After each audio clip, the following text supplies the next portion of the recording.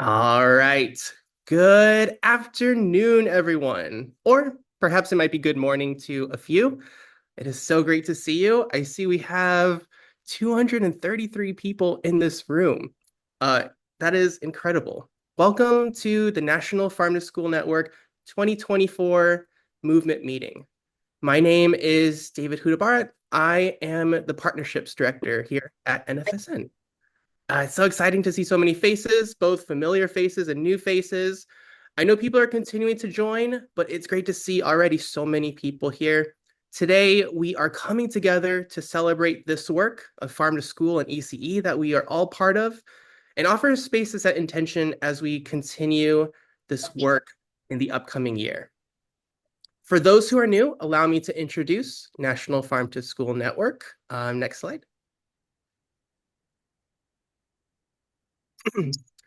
NFSN is a network of organizations spanning the farm system to the school system. We have more than 20,000 members and over 300 partner organizations from across the country, including territories and sovereign nations. NFSN is also comprised of our National Advisory Board as well as national staff.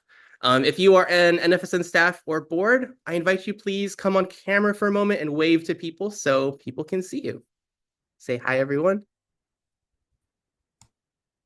Awesome. This is your NFSN staff. We are here to support you. We are here to be a resource and to help the work that you and we all are in. Next slide.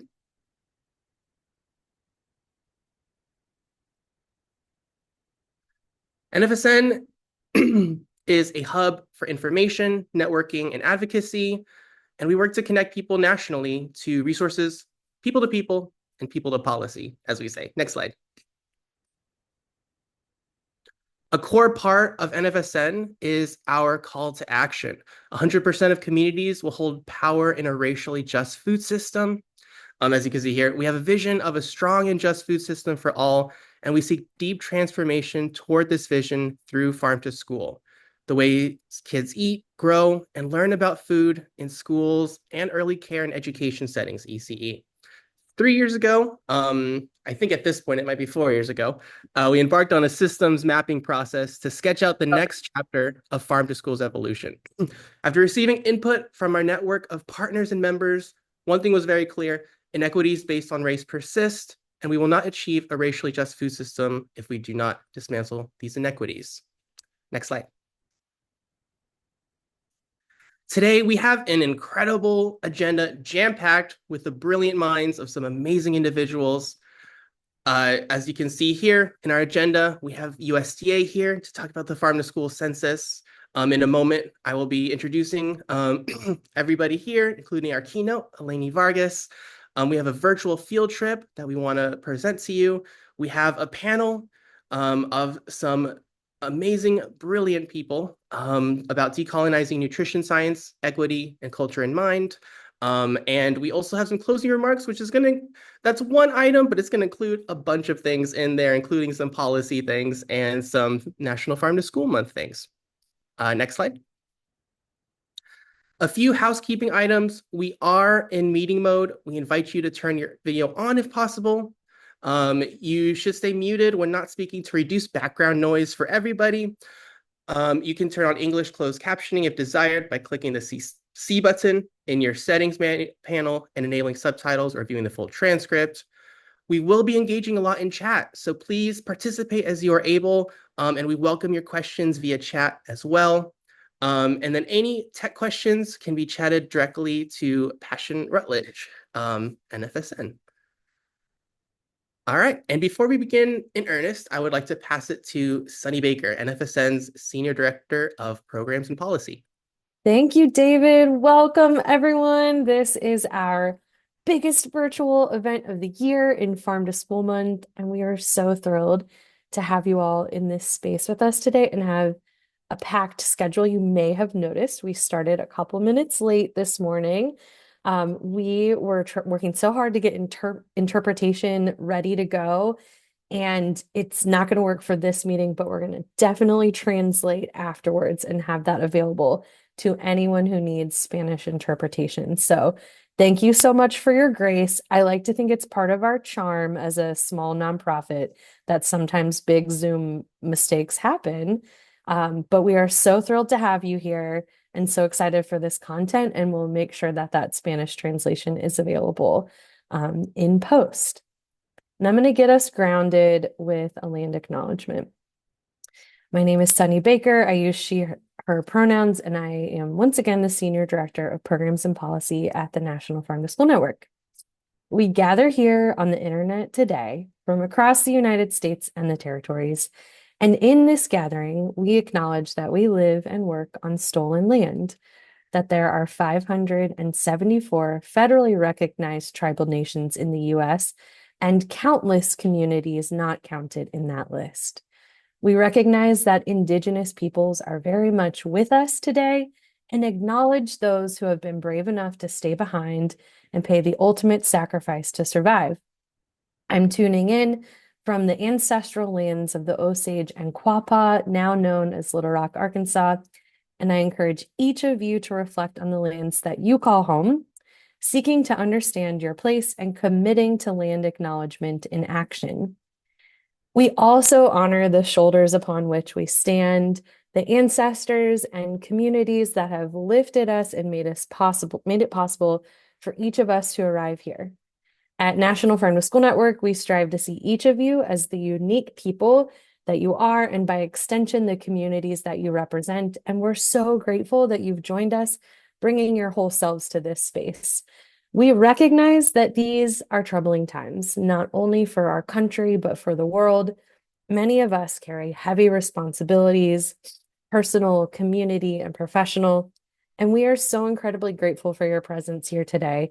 We hope that this gathering brings you not only joy and inspiration, but empowers you to root into your community and support the growth of Farm to School and ECE that helps generate the new food system that we can imagine that serves and honors people.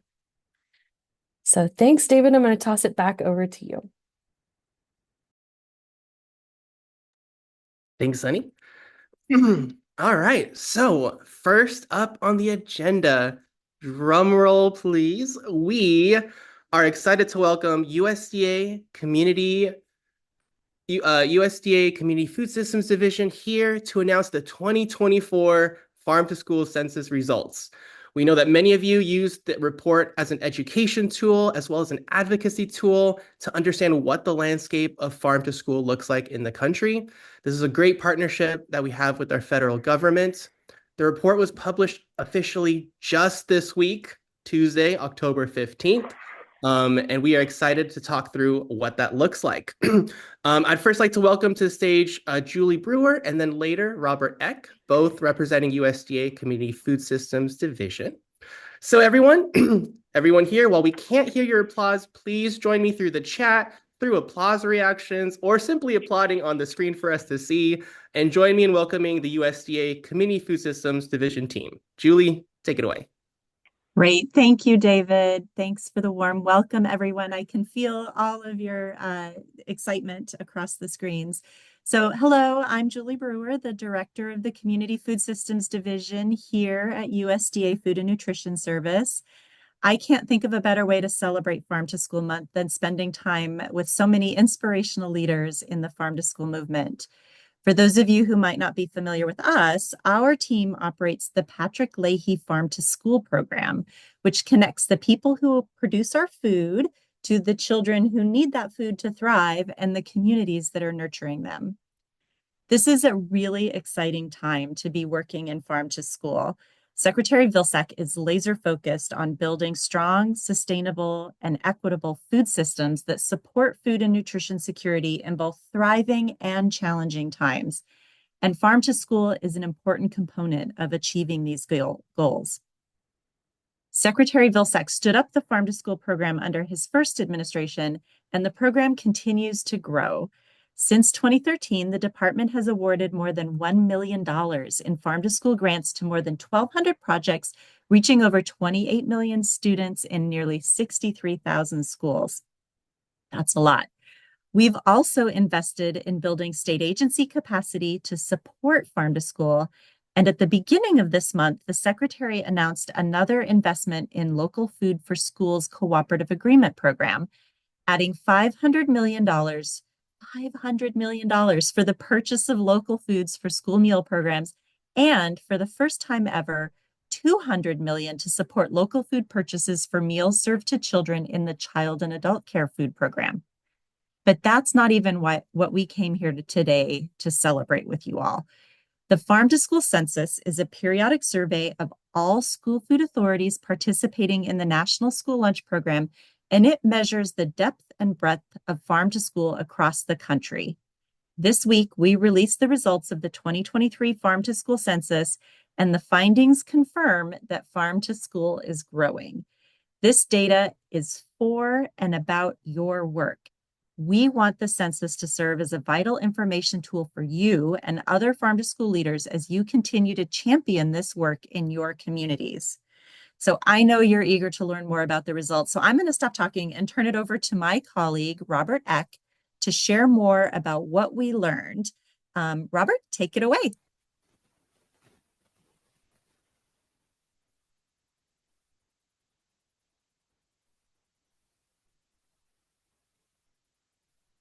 Robert, I can't hear you.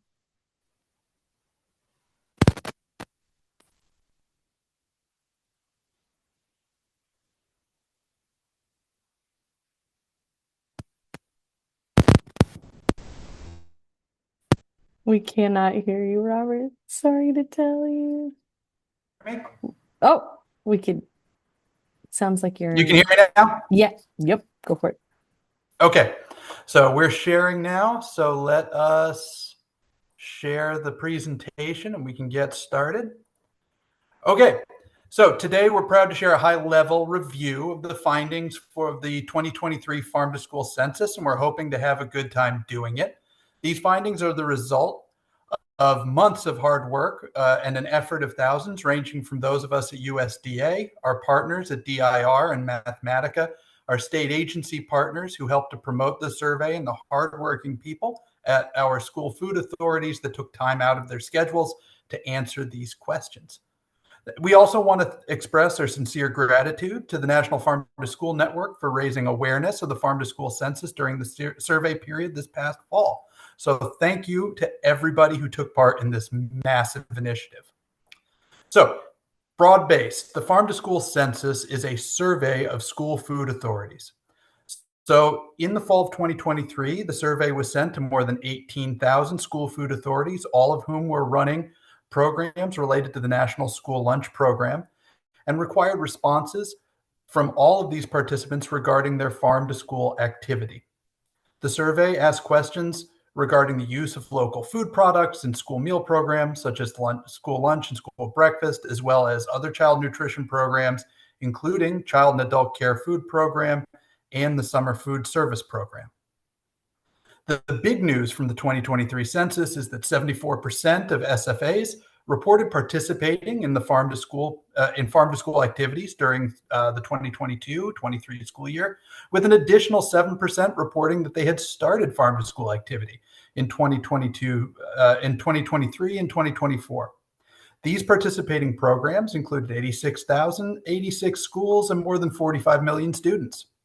With that, we'd like to play a game with everybody here to share some of our recent findings and get folks excited to learn more about what farm to school looks like today. So real quick, joining us today is Aaron Kroom and Raven Xavier. Are you both cameras off and mics on? Mic's on. Do you want camera on or off? Camera on would be great if you wouldn't mind. I'm here. Camera's on. Mic is off. On. Okay. So the way we're going to be doing this is here's how it's going to work. Aaron, you may not have known this, but you won the coin toss before we came on. You are going to get a chance to answer the question. The question's answers are all pulled from the survey responses of more than 18 of the 18,000 SFAs that we sent these surveys to. And the answers are ranked based on popularity. You are going to guess these responses until you can either identify the most popular response or get 3 out of 5 responses. The first response you get wrong, we're going to give your opponent an opportunity to steal the board from you. If they can guess a more popular response, they're going to win the board. Sound fair? Everybody understand? Got it. Let's do it. Okay. Here we go. Can I get Aaron. help, chat? According to the 2023 Farm to School Census, what were the top 5 promotional activities done by school food authorities? We're looking for the top answer, and you can keep going until you get it, or you get it wrong. So a promotional activity would be an activity? It would be an activity intended to get children or get students more excited about local food. Okay. Robert, I'm going to go with taste testing. No, taste testing did not make it into the top 5. What? No. Raven. Gosh. Ooh, I was going to guess taste test. I'm going to guess farm field trips. Field trips is an educational activity, as is taste testing, but it is not a promotional activity. We're going to go back to Aaron one more time. So think of things to promote or raise awareness of local food. Harvest of the month. Harvest of the month. And that is correct. That's number 3. Themed events such as Harvest of the Month. Can you go again for another one? All right. Let's see. Let's see. What about, let's see. Oh, okay. We're getting some really good comments in the chat section. I'm going to steal from there. Someone says posters, promotional posters. Signs and posters, number All right. 2. All right. What Can about? you get a third? I get a third one. Let's do. How about social media? Social media did not crack the top 5. Raven, you got one chance to steal this one, or it's going to go to Aaron. Oh, shoot. What about farmer spotlights? Nope, I'm afraid not. So Aaron's going to get the board. Our first one is encouraging student selection and consumption of local food. Number 4 was food coaches. Number 5, farm to school month. Got it. So 63% report that they're serving local, of SFAs report they're serving local food. 55% report actively sourcing and procuring local products, and 49% are providing some sort of agricultural education. Okay, Raven, you're going to start this one. According to the Farm to School Census in 2023, what are the top 5 student outcomes from farm to school? So we're thinking positive student outcomes for schools that are engaged in farm to school. Oh, I love this. What about, how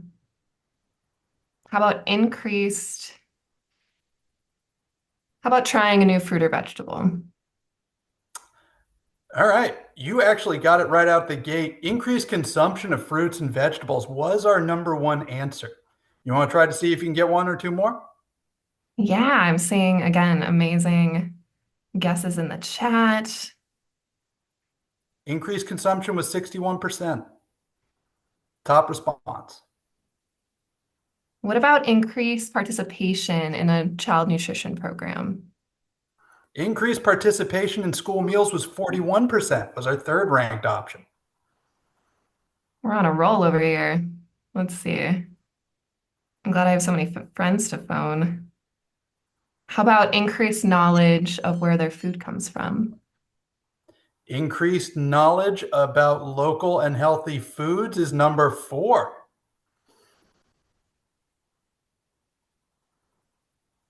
Ooh, I like And for the this sake of one. time, Raven, you got 3 out of 5.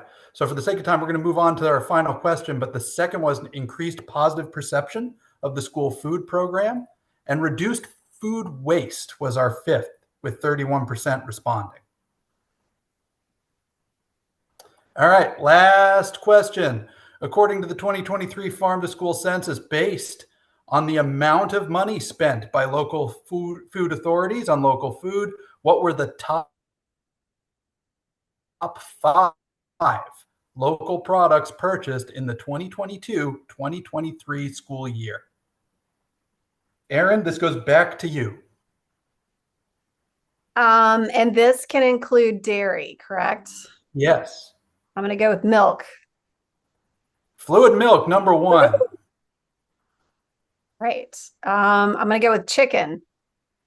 Poultry. Poultry, number four. All right. I'm going to go for apples. Apples, number two. You're going to run the board. It's close. The third and fifth. Only ones left. Oh, goodness. I'm going to go with, is this by weight or by amount dollar? of money spent? Based on total money spent. What are the top five purchases? Let's see. I'm gonna say, what's an expensive? I like tomatoes. Let's go with tomatoes. Nope, tomatoes didn't crack the top five. Raven, I'll give you a chance to get in here. Top five based on the amount spent. My best guess is lettuce. Good. Lettuce, number five. And our third option was beef. All right. Last one, ballpark. How much money was spent on local food products by participating SFAs who are engaged in farm to school? We'll let you each take a guess. Aaron, go first. Let's see. In all of the United States of America? Nationally, yep. Nationally. Let's see. I'm gonna say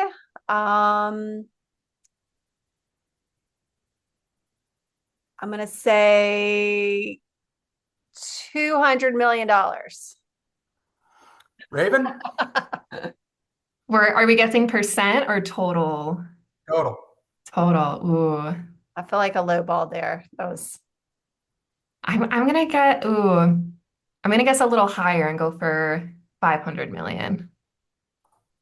Correct answer is 1.8 billion collectively. We did lowball. Across local SFAs that are participating in local farm to school programs. Thank you both for being good sports. We really appreciate it. Thanks for playing. So we hope this presentation got everybody curious about doing some more exploring on the farm to school census. On the page here, and we hope in the chat, are links to both our Farm to School Census partner resources and our Farm to School Census website. Here you can learn more on Farm to School Census responses for 2023, both nationally and at individual state levels. And we hope to be talking more about these fantastic findings further into the year. And with that, I'm happy to turn things back over to NFSN. Awesome. Thank you, Julie and Robert. And I see other USD folks like Juliana here. Thank you so much for working on and sharing that incredibly important report on the census. We welcome everyone to check out the report. This is something that you can use to learn more about what farm to school looks like, as well as many people cite the census as you advocate to increase farm to school efforts in your area. All right. I hope you're ready as we move forward. Finish writing that note to check out the census later. Take a deep breath with me. And join me in turning the page as we welcome our keynote speaker. NFSN is pleased to invite Elaini Vargas to the stage. Elaini Vargas is a citizen of Kashaya Band and Pomo Indians of the Stewart's Point Rancheria, a coastal forest tribe.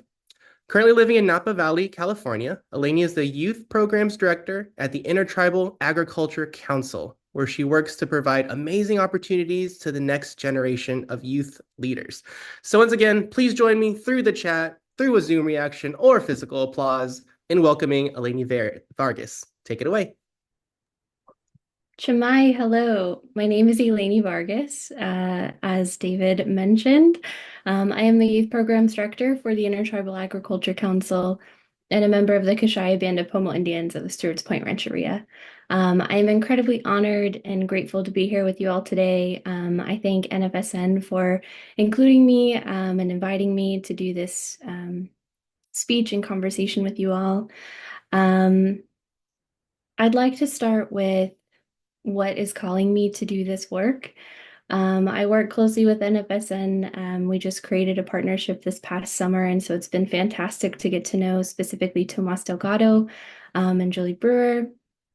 For my story in agriculture, it's fairly new and definitely still developing and being discovered. While my story with food is much more robust, and I've always had a love of cooking and baking. I found ingredients mesmerizing, and cooking shows were my church. So, as a young person, I've always had a connection to food and to culture and tradition.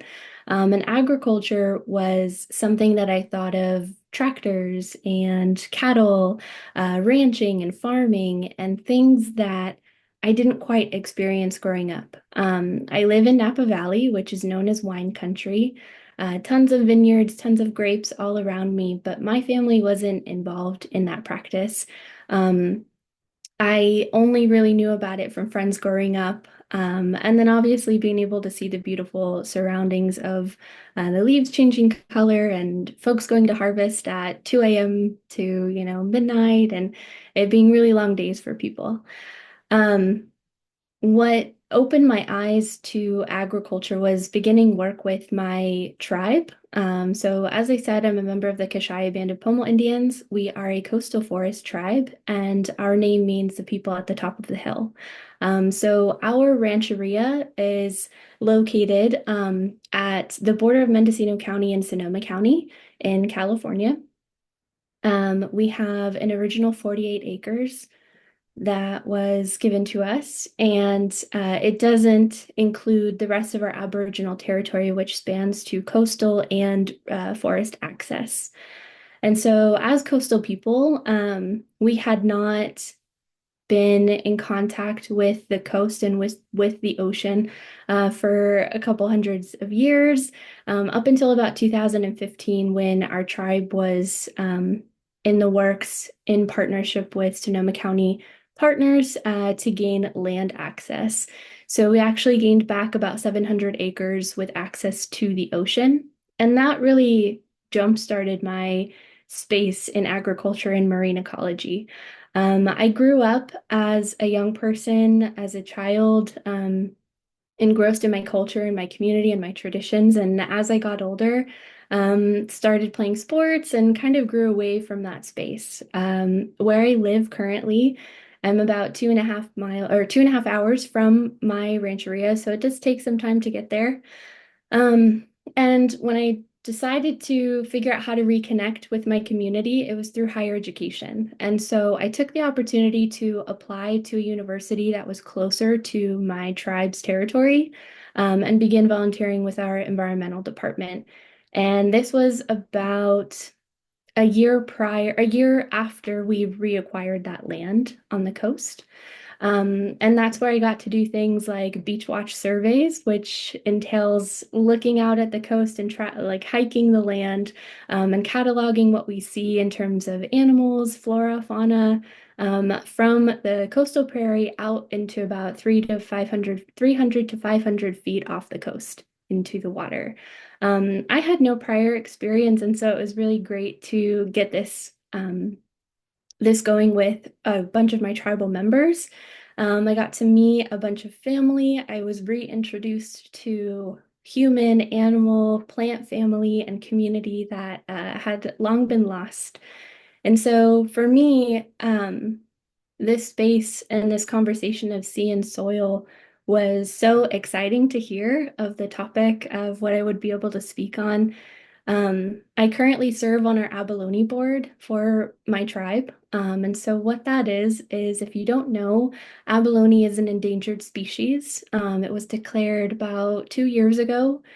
And prior to that, it was going extinct. There was an influx of purple sea urchin in our waters that was causing a competition for food resources for the abalone. And so they were coming up really, really tiny, and it was starting to get pretty scary. And so abalone in Kashaya is called dukash. And we are partnering with many of the leading marine researchers in the area. We're leading the efforts in the nation, and we were asked to be delegates to the International Abalone Conference in New Zealand, where we got to present and become part of the family there to bring back abalone. So with that, the crossover into my work that I do as a youth programs director has been extremely unique and exciting, to where I get to talk about the type of agriculture that my tribe and that I do that isn't typically thought of when you say agriculture. Even nowadays, right, when we pose the question to adults, and I'd like to challenge you all to kind of think about, like, when someone asks me what agriculture is, what is the image that pops into my head, right? How would I explain it to someone? It's such a huge umbrella to approach. And so I'm really grateful that I get to come at it from this angle of soil, of sea. And so with IAC, the professional development opportunities that we create and that we promote are in terms of scholarships, internships, fellowships, financial support for agriculture programs, and youth participation. We hold regional youth summit events, an annual conference youth event, essay contests, and resume building workshops. And as a young person, as a young adult, I actually got to partake in the internship, which, in part with my volunteer opportunities at my tribe, I did an internship with IAC. And through this internship, I traveled all across the nation and met with a bunch of different tribes to see what their agriculture systems and food systems were like, what food sovereignty meant to them, what they were focusing on in terms of adding value to products, such as meat and poultry processing, adding values like creating maple syrup, wild rice, and exploring what IAC helped to get these producers out into international markets and create some economic sustainability along with food sovereignty. And I continue to be able to do that in my work today. So as a young adult, going through this internship, it really created an open path for my higher education. And I started looking a bit more inward as to how was what I was going to school for, global studies, going to impact locally. We had this saying, think globally, act locally. And then it was like, okay, what if we think locally and act globally? And just this constant mix of communication and understanding each other and seeing where these intersect. I turned it inward and started working on stuff with my tribe, creating sustainable growing gardens, sustainable with like rain catchment systems, and how that process that I learned about water fights in Peru came into contact with the same types of water issues that we're actually having on our reservation. Pumping water up a hill is not sustainable. Paying hundreds of thousands of dollars a week or a month is not sustainable. Going through droughts, not being able to collect rainwater, or having infrastructure or funding to do so. And so all of this leading to the conversation of food sovereignty. What is food sovereignty? What does food mean to us? How does it tie to culture, to tradition, to our livelihood, right? I got to explore what this looked like with the National Farm to School Network, in partnering with Tomas and creating this really cool workshop that is called Empowering Tribal Futures Through Native Foods, a youth-led exploration. And basically what we got to do at our regional youth summits was engaging with youth in groups of about 5 to 8, with a range of foods that were traditional to a number of tribes and people, and then analyzing those in a value chain. And this is exactly what I went to school for, and I had no idea that it was going to be used in real life. I couldn't have predicted that. And it was so cool to be able to be a part of the creation of something like that and then see real time how young people are viewing something like a blueberry.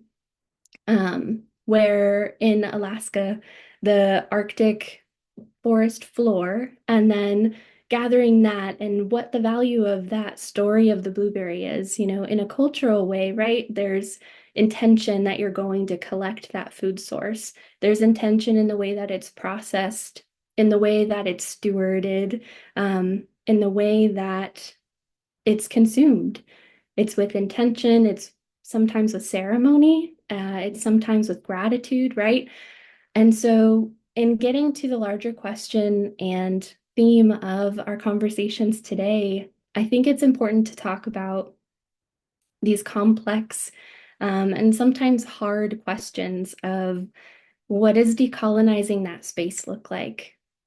How do we begin to approach something like decolonizing nutrition, right? I would say that it's probably different for everyone. We each have our own unique way of experiencing what decolonize means and what it feels like to use. And so for me, I begin asking questions. Why is it important? Why is engaging the conversation important? What does this mean to me in my current role or in my current life? And I would say that since we all have these different versions of what it means, this is a really great space and a really great reminder that we have fantastic partners and resources to do this work together, and that we don't have to necessarily do it alone. To me, nutrition needs to include a holistic view. There needs to be an approach to include the mental, the physical, and the spiritual well-being of someone and of a place.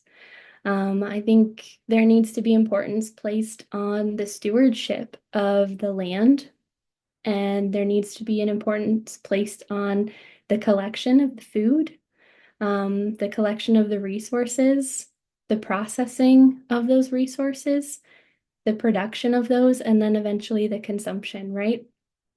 There's an obvious path from the land to our bodies in which we view this, in which we see this.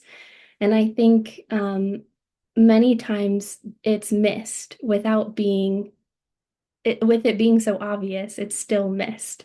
And so I'm really grateful to NFSN to being able to create a space like this where we can come together and talk about in detail how maybe each of us are approaching that in our daily lives, in our work lives, our professional spaces, and how we're amplifying the voice of the importance of this, right?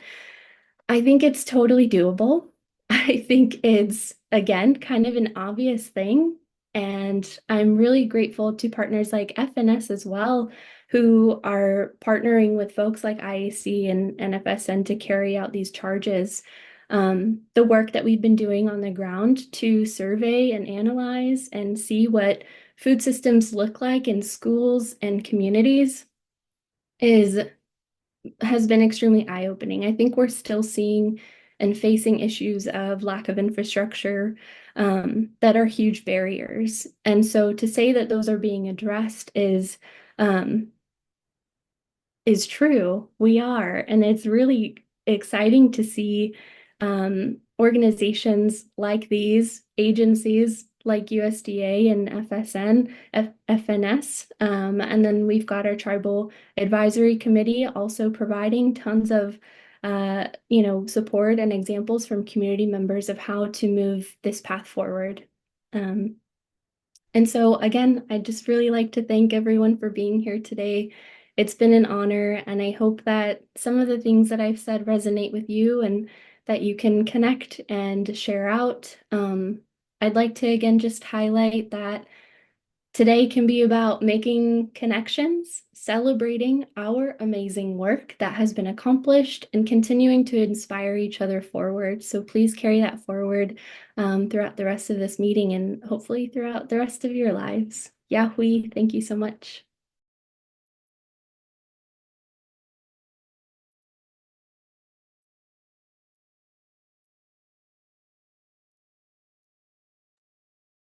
Thank you so much, Elaini. I see some applause. Can we get some applause in the chat and some reactions?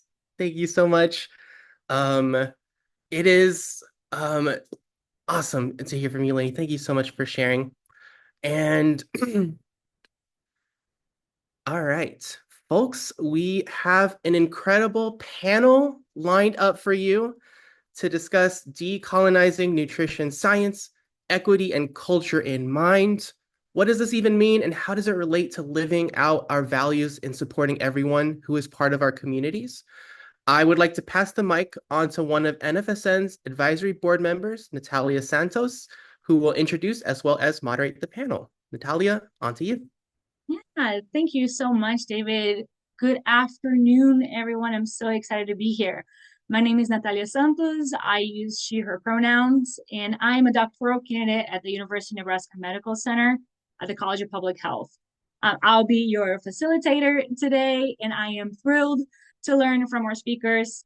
Also, I am loving all of the conversation that we're having on the chat. So please, if you're having questions, if you have comments, thoughts, please add them to the chat, and we're going to move along with our panel. So just keep adding all those thoughts in there and the questions that came up, just because we might be tight in time. So we'll be cutting our Q&A a little short. So add all of your questions and your thoughts in the chat. I am going to let our panel introduce themselves, but I'm also going to ask if they can dissect our panel title a little bit and really dive into what the title means to them. And Danae, can you start us off? Sure. Can everyone hear me? Am I good? Thumbs up. Yes, we can hear you. Perfect. Hi everyone. Yeah, it's Shea Danae Bex Yanishia. Nanash Daja Tachini Nishlan, Maideshki Bashchini Kia Ani, or sorry, Tkorachini Dashache Kia Ani Dashanella. Hi everybody, my name is Danae. I am a registered dietitian and I own a company called Tumbleweed Nutrition, which I started 3 years ago. And so I am a Navajo woman. I grew up on the Navajo reservation. And when it comes to kind of dissecting that title, Decolonizing Nutrition, I love how our keynote had mentioned, like, everybody has a different take on what decolonizing means. And sometimes, it just means engaging a little bit more in our traditional food or finding ways to engage a little bit more. For me, I feel like sometimes we tend to overthink just adding in traditional foods here or there. As a Navajo person, I think it's important to recognize, we have those traditional foods, but how do they fit into our daily lives, and how can we fit in, blue corn or choose chin or different foraged foods that we had access to in the past. How can we, make it more of a daily basis and not have to just eat it only during special occasions or during ceremony? How do we just normalize it? So when I think of decolonizing nutrition, that's kind of my take on it. Thank you, Danae. Anjali, are you here? Yes, I'm here. Perfect. Hi, everyone. I'm Anjali Praser-Tong. I'm a writer and public health dietitian. I'm a founder of Anti-Racist Dietitian. I educate dietitians, nutrition students, and other nutrition professionals about how food systems and nutrition equity intersect. I've also written about eugenics as like the underpinnings of modern nutrition science for well and good, and kind of the history of the Mediterranean diet for men's health. So very interested in these topics. And I work for a nonprofit in Colorado called Nourish Colorado, and am the program manager for a pilot program that is reimbursing people when they shop with SNAP benefits, reimbursing them for the fruits and vegetables that they buy back to their EBT card. And for me, this idea of decolonizing nutrition science is really about being intentional in examining the beliefs that kind of underpin how we think about nutrition and health. So, for example, is the Mediterranean diet the healthiest diet out there, or is it just the one with the best PR? And essentially, does measuring and quantifying everything that we eat really lead us towards better health? Or is it just better serve the healthcare machine that's really built on colonialism that puts power into the hands of so-called experts instead of empowering people to trust themselves, their own personal and cultural knowledge of what good health looks like? Usually, and our last speaker would be Shyla. Hi everyone. I'm Shyla. I run Healthy Shyla LLC. That's my company. It's quite new, about a year old. I post on social media under that handle, and I post all sorts of content, typically geared towards essentially opening for a space of nuance in the nutrition space where it can often be very polarizing. And I love talking about different topics related to culture, being an Afro-Latina, and how that relates to food, and nutrition, and how we perceive it in this space for both professionals and just consumers. I post about trends and how we can think about them in a more centered way. I post about, yeah, just a bunch of different aspects of nutrition that are relevant and have been either historically or culturally at the time, because I have the mission of just wanting people to feel empowered, of being able to comfortably take charge of their own health. And I have found that I've been gratefully, it's my greatest honor to sort of be looked up to by African American students, and Latino students that want to enter the field, younger practitioners, or I always open up to them. I always want to help them. If they message me and they're like, I'd love to have a meeting with you, I'm like, please, let's meet. I want to talk. I want to help you, because in my way, I think that's how you kind of give back in that way, and sort of, create more people in our field that want to do things like this, because they have personal experiences like us that are so close to culture and who we are. And to me, I would say the concept of decolonizing nutrition is really similar to what others have said. And that is just really, like, especially Danae, really normalizing it. Like, a lot of times, the foods that are put at the forefront of our minds in nutrition and health spaces are the very typical foods that we've just kind of been told are the health foods. And even if cultural foods fit those bills, they don't have the PR. They don't have the exciting trends attached to them. They don't have the exciting articles written about them, the flashy titles associated with them. And so common foods that are a part of Latino culture or African American culture, any sort of culture, Asian culture, Native American culture, they're sort of put to the wayside because people don't really see that those foods provide nutrition too, and can be included in their daily lives and be an integral part of their health journey. And so to me, it just means just widening the envelope, or not envelope, the umbrella, like widening the mental scope so that we have a better understanding, and therefore more acceptance amongst people who may not relate to including those foods in their diet for cultural reasons. So, yeah. Thank you so much. All those answers are amazing. So our official first question, how does nutrition education, incorporating culture specifically, support our young and our youth and help them engage in their local food systems? And on that note, what have you tried in your community? I can take this one first. So when it comes to me working with youth, it's very important to kind of show what are our roots. As Indigenous people, as Native peoples, we've had issues with losing the knowledge, that ancestral knowledge connecting us to our food and to our land.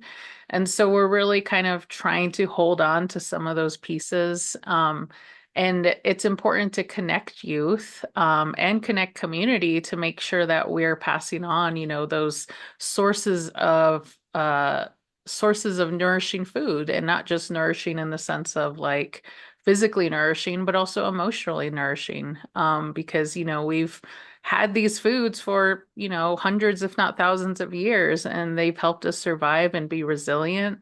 And so it's important to recognize that, and then also to help youth connect to that, because some youth, they may not have access to that knowledge.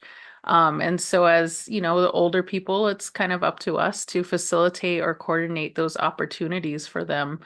In my work, so as part of my company, I work with Indigenous farmers, local Indigenous farmers on the Navajo Reservation. And, I try to work with them in trying to create spaces, specifically safe spaces for our youth to come and play and learn about the cornfield.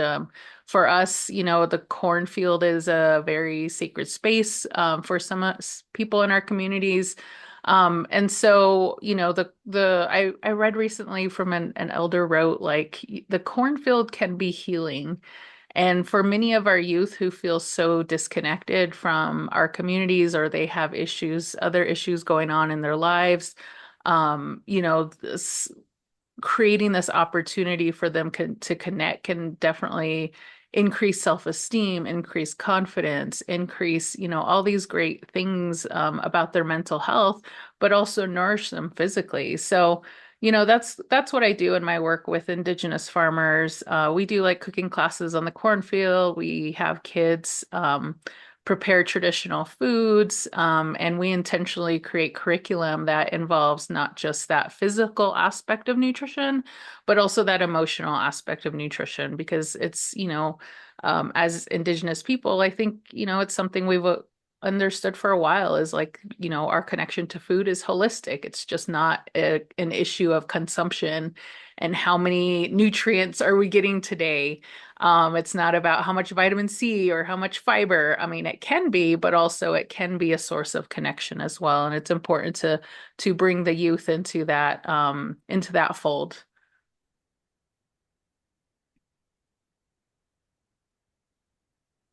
Thank you.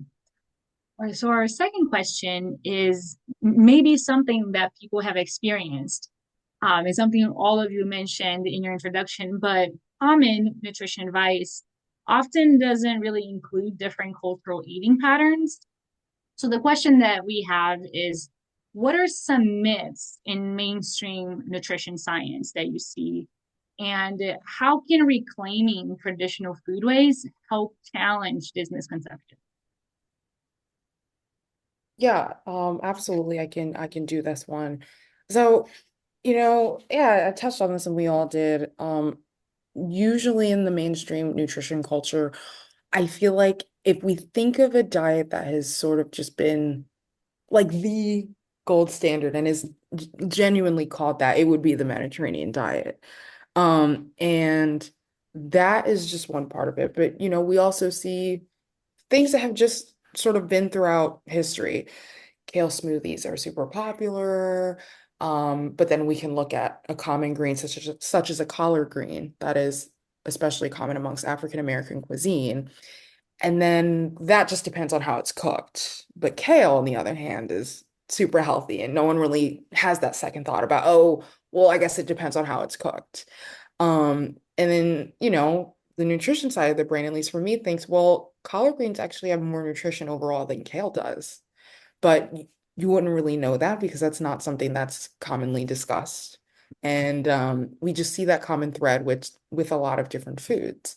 We see, for example, in Mexican foods, when people think Mexican food, they're thinking like beans, but they think it in like maybe a way of like Taco Bell or something like that, or just like they sort of immediately sort of switch their brain to something that they would associate a cultural food with as something that's unhealthy, when beans are, we all know, super nutritious, and they're included in a variety of cultural diets. And not only do they provide nutrition, but they provide a sense of culture and community for all of those who have been eating it for years and years and years.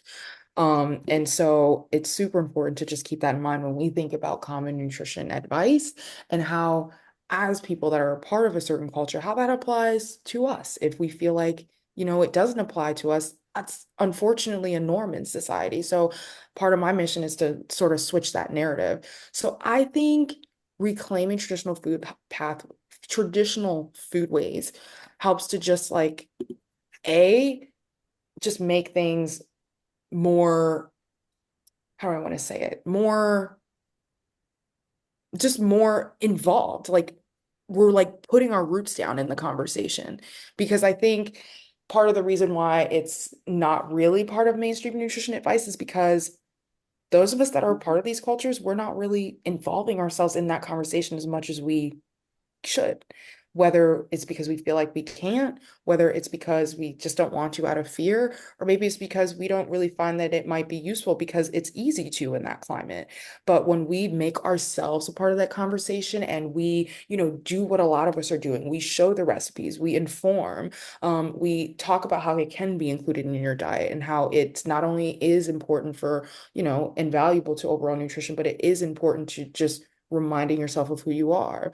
When we sort of like integrate ourselves much more, it just allows us to sort of change the narrative in that way. And I think it's a really, really powerful tool, and what makes me so passionate about doing what I do in this field. Because when other people see that you are a part of their culture, when they see even just that you look like them and you're talking about foods that they know, they feel then empowered to do the same thing. And then that's what sort of starts the cascade of us just reclaiming what we already know to be true, but what we should also disperse. Yeah. It inspires. I'd love to build on something that Shyla mentioned, which is just that like collard greens as a traditional African American food are not seen as a health food, like not as healthy as a kale smoothie.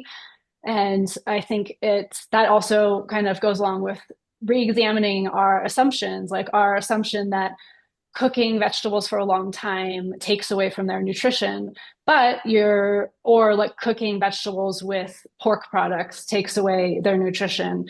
When in actuality, cooking with a small amount of pork, you're just using a little bit and it's adding a ton of flavor, which then makes that vegetable more delicious. So you'll eat more of it. And in the case of collard greens, actually eating the like pot liquor and all of those nutrients are still retained, but like those aspects of this cultural food are not acknowledged, and instead this is somehow a dish that's bad for you. And this is why I get so excited to see our panelists today as women of color representing different backgrounds. And it's so important to have this type of representation also in the education side, because we're the ones training new dietitians and nutritionists, and like bringing more culture to the table and training is so valid. So this is why I'm so excited to be part of this today and having all these conversations. So thank you. So our last question that we have, again, staying on this topic, is that we know that nutrition goes beyond the food choices made by individuals, and those long-term changes really requires more than like raising awareness and just having that one-on-one education. So where do you see opportunities to push for equitable access to culturally relevant foods in communities and also in public policy? Yeah, I can talk a little bit about that. I think really on the community side, we should be talking more about trusting community members to hold knowledge and not making it a top down, I am giving you the information, I am educating you about this. But, how can community members educate the people making the decisions, the people making the menus and deciding what we eat?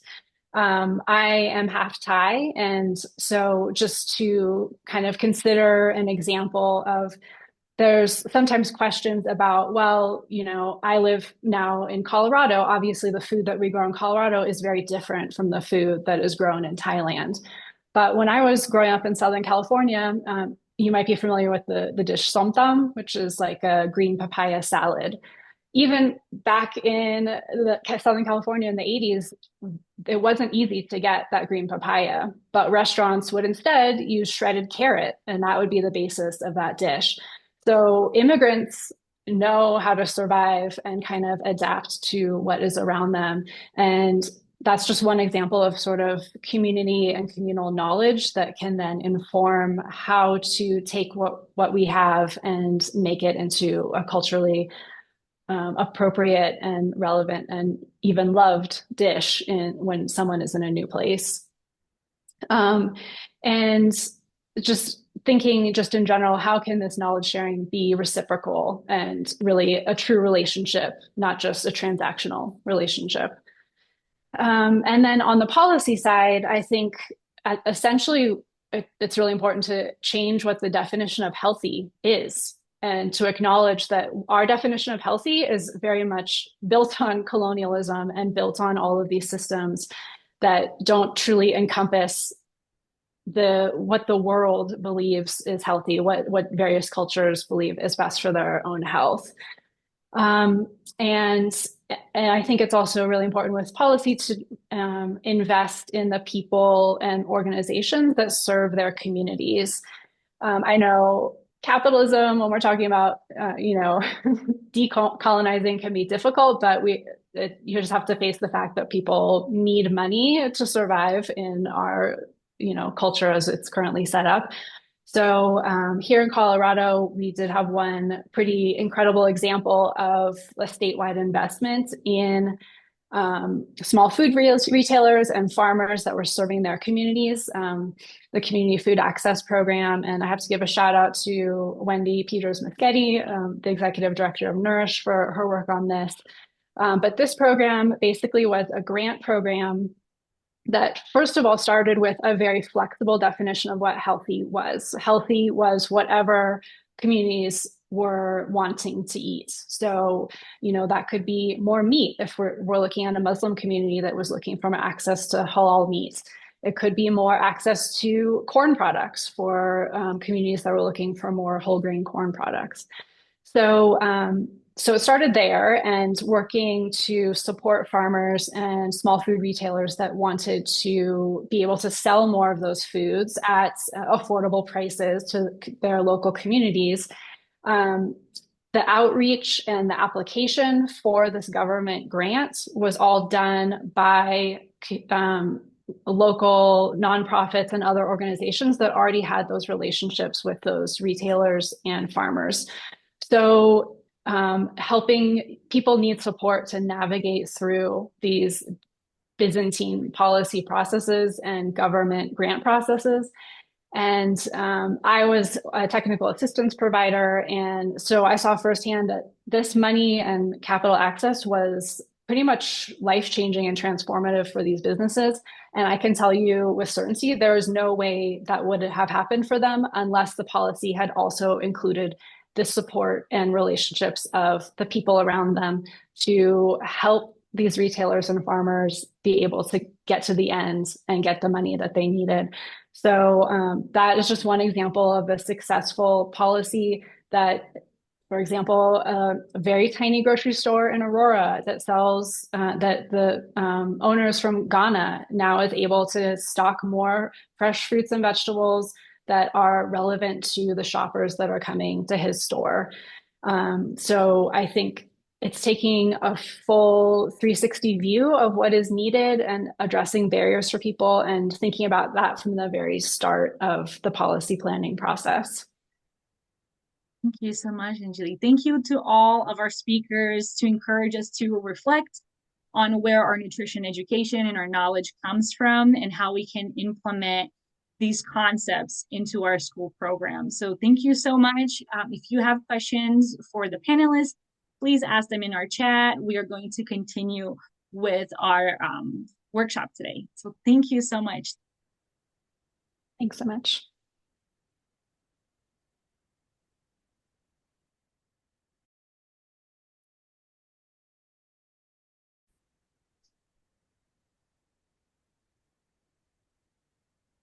All right. Thank you so much. What a powerful and insightful panel. Thank you again, Natalia, Anjali, Danae, and Shyla. Hi, all. My name is Trisha Bautista. Use she, her pronouns. I'm a program manager here at the National Farm to School Network, and I have the pleasure of transitioning us to the next segment of our movement meeting, which is the virtual field trip to an early care education site in Philadelphia.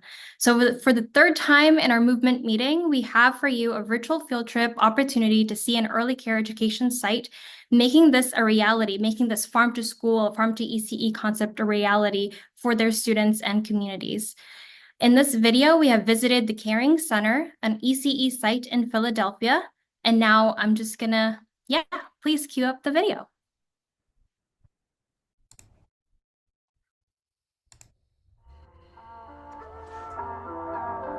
The Caring Center is an early childhood learning center.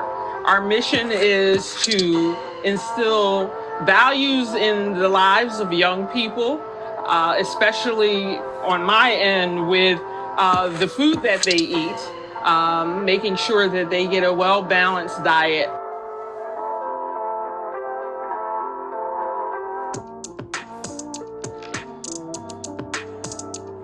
The Caring Center is located in the Mantua community, which is very hands-on about how the property looks, how the neighborhood looks. They have a group that comes through and they clean the streets, as well as take care of the trees and things like that that are around the building and around the community. We also have a group of volunteers from the community that'll come in every once in a while and help with weeding the garden and planting new plants.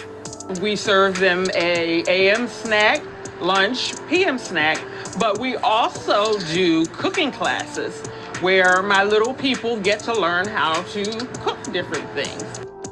During the day, I'm here helping out in the kitchen, helping cook, and helping out with the gardening whenever need be. The Caring Center is part of the CACFP, the Child and Adult Food Care Program that's run by the state.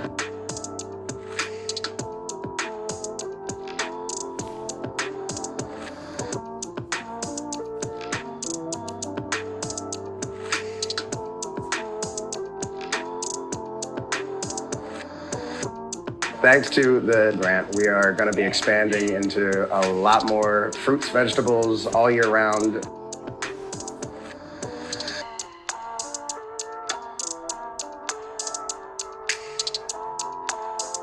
A lot of deliveries that we'll get in, sometimes the food doesn't always look right, or you're ordering one thing and you're getting something completely different.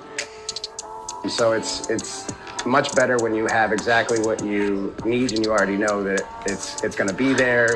We made it, we picked it ourselves, we planned it out, and we have it for when it's time and the kids get to enjoy it. And maybe if there's a little extra, we get to enjoy some with them. The way that things have been set up now and how we have the ability to grow our own food, they get to look at the whole process and see like, oh, we made these strawberries and now we get to eat them. And it's like, it gives them their own like autonomy about what they eat and knowing how they got it and where it comes from. And they feel in their own way, like I'm a part of this.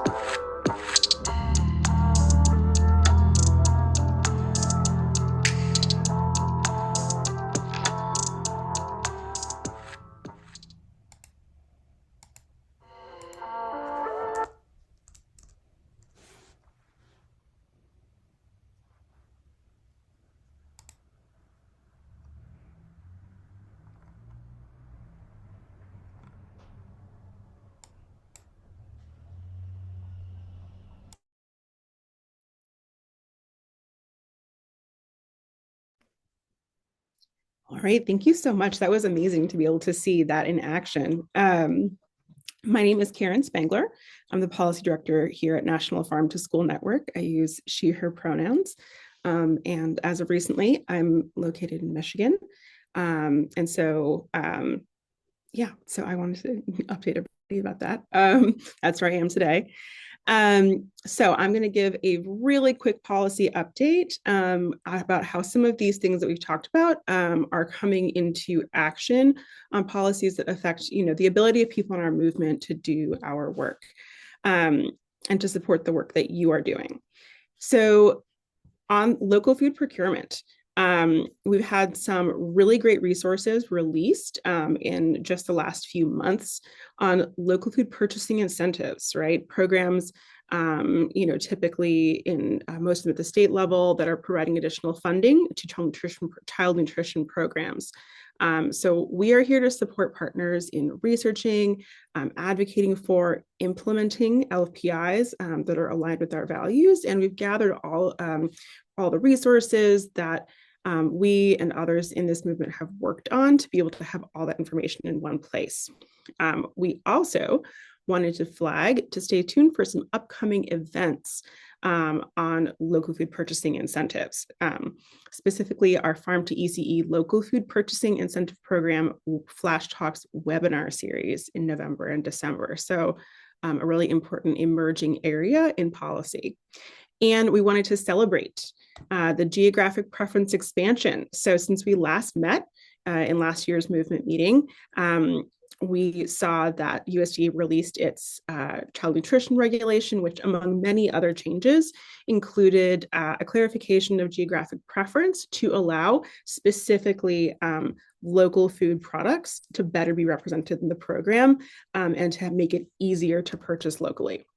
So under the new rules, programs will now be able to use locally grown, locally raised, or locally caught as a specific requirement for unprocessed or minimally processed items. So thank you to all of our partners and the community members who contributed to NFSN's comments on the proposed version of this rule, or who contributed your own comments and your expertise. So that advocacy has made a huge difference, and we should celebrate that. Another big announcement. We have a recently announced funding for local food from USDA. This $1.7 billion investment includes $500 million for schools to purchase or for food to be purchased for local food to be purchased for schools, and $200 million for childcare facilities and childcare settings. So these will be between state agencies and USDA, this funding, so you can get involved. Now is the time to be contacting your state agencies who run CACFP and school meal programs, and to talk about how this can work best in this next round for the producers, the communities you work with, the programs, and the kids. All right. And it wouldn't be a policy update without talking about the Farm Bill, because the Farm Bill has been in process for quite some time. It was last reauthorized in 2018, and so it expired actually last year, but they had extended it. That expired on October 1st. And there's a little bit of wiggle room, but on January 1st, that is a hard deadline for most Farm Bill provisions. Otherwise, they revert to law from the 1940s. And so that is a pretty hard deadline for programs to be reauthorized. It is a time crunch with lots of other legislative things needing to be accomplished by Congress, as well as an election between now and January. So prospects are mixed. The upside of this is that there is still time to get engaged and make your voice heard and communicate with legislators about what works and doesn't work for you and your communities, or the things that you are interested in seeing out of a massive agriculture package like this. All right. And we have continued our Values Aligned Universal Meals campaign, Who's at the Table, talking about universal meals policies that also value the kids at the table and all the people who help to get it there. We've been supporting state school meals for all coalitions, ramping up for the 2025 legislative session. We're helping to build power among partner coalitions and community, provide some direct technical assistance, advocacy tools, and build public awareness about this amongst a larger, the wider world of stakeholders or potential stakeholders on the need for these kind of policies through storytelling and grassroots engagement. And we have a new community of practice with 8 states who are in the process of implementing their state school meals for all policies. So we're furthering conversations between advocates, practitioners, and state agency officials, so that through this collaborative collective process and being able to have innovation and problem solving in the implementation, we hope to have a significant and lasting impact on school meals nationwide. Additionally, we have upcoming education webinars, lots of other stuff. And we also have a list of our existing work and resources to promote values-aligned universal school meals. So thinking about these universal meal policies with farm to school values embedded. And then thinking forward. Obviously, like I mentioned, between now and January, there is a presidential election and also many other positions. So NFSN is working with coalitions we participate in, as well as on our own, to think through what are the things that are within the scope of a new administration to do. What should they be prioritizing? Where should they be putting their official oomph? So that's one thing that we're thinking about. Also, looking forward, there are still annual appropriations.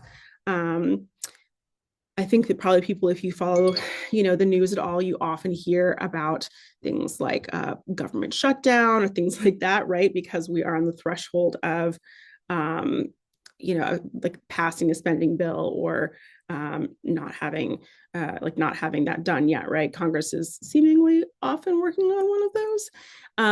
So we're still in process, and we always need engagement with our network for people to hear about what that congressional funding for farm to school is doing for your communities, and what it could do if we expanded it.